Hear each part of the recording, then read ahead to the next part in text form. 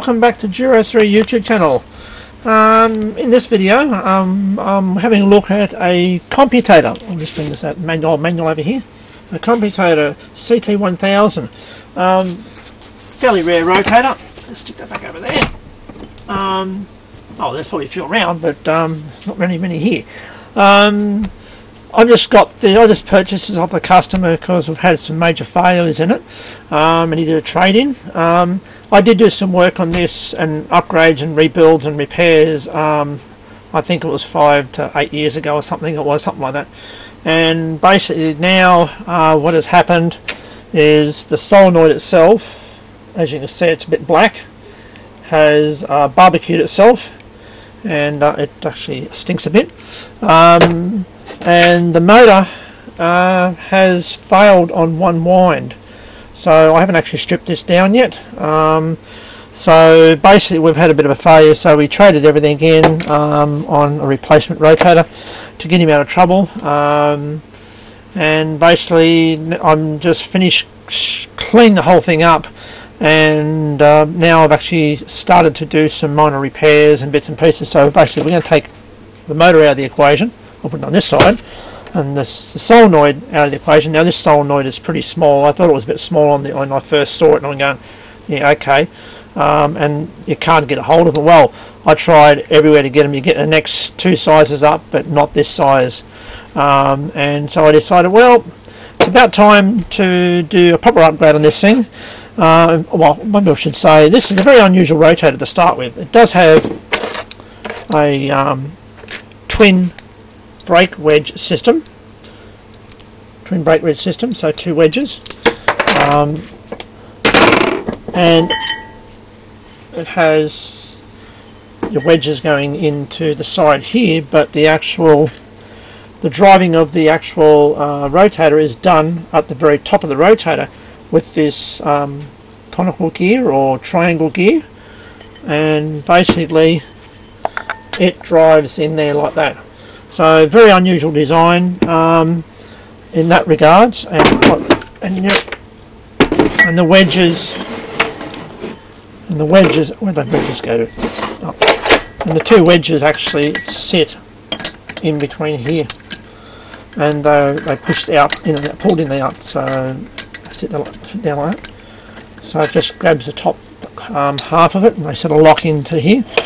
So which puts the actual whole design in a completely different context, as in the motor is here, all the gears, and this, I'll put it other around, I've got all the shafts of the press, so all your gears sit this way, so all your gears are that way, and the motor comes through here and drives up this way, so everything's on its side in a sense. So interesting design. But we had to do quite a few repairs and upgrades when he got it, because it had some serious, not serious issues. Now we've got serious issues with the motor and everything being a bit funny. So basically there was an upgrade done, not by me, but when he got it, someone had actually upgraded and put these little blocks in to support the actual brake wedges. So there was like 4 of those they put in there. That's not standard. May have been an upgrade they did, possibly. So what I'm going to do before this battery dies on me is I'm now going to upgrade it to a different motor and something I've got here. So basically I'm going to put a considerably bigger motor in, for starters, a 100 volt motor from an Computator 11023, because I've got them. And basically I've got to finish refurbishing this motor, but it needs new bearings and spacing up and everything. So that's going to be the new motor. And only reason I know it fits because I've actually already started doing a few minor mods on it. And then I'm going to use their 100 volt solenoid.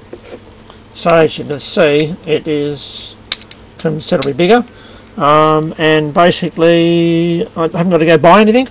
And basically this is going to be a lot stronger, and these are pretty resilient things, solenoids.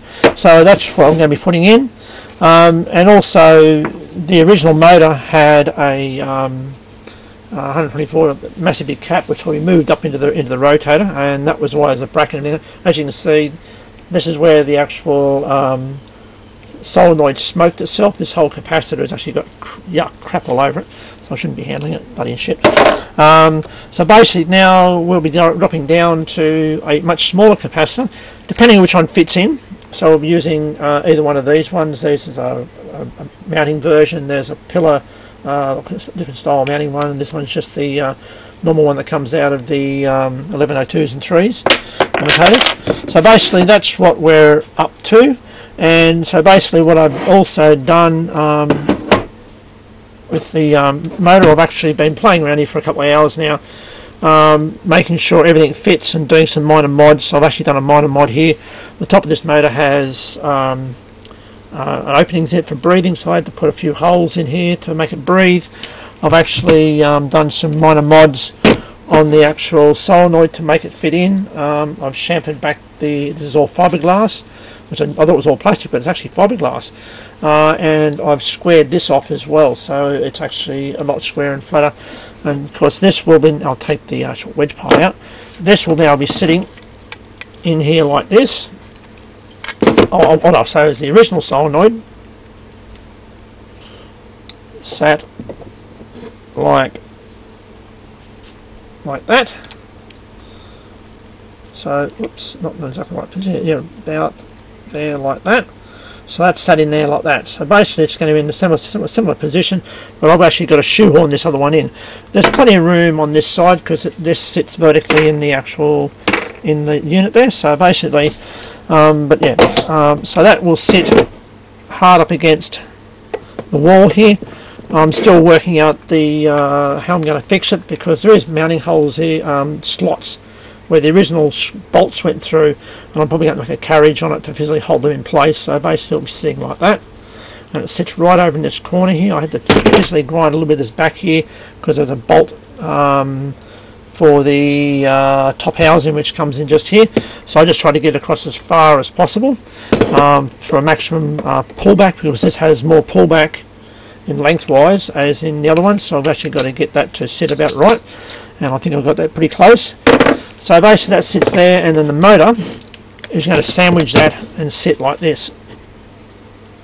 So basically they're going to be sitting side by side like that, and I've now believe that I can actually physically move forward with this mod, because now I've got the screw holes for the original motor in line, and the motor is now in the middle of the hole. When I hold everything in the right position, it's falling down. Of course that doesn't make it. So the motor itself, when all the holes are lined up, I'll try and line the holes up.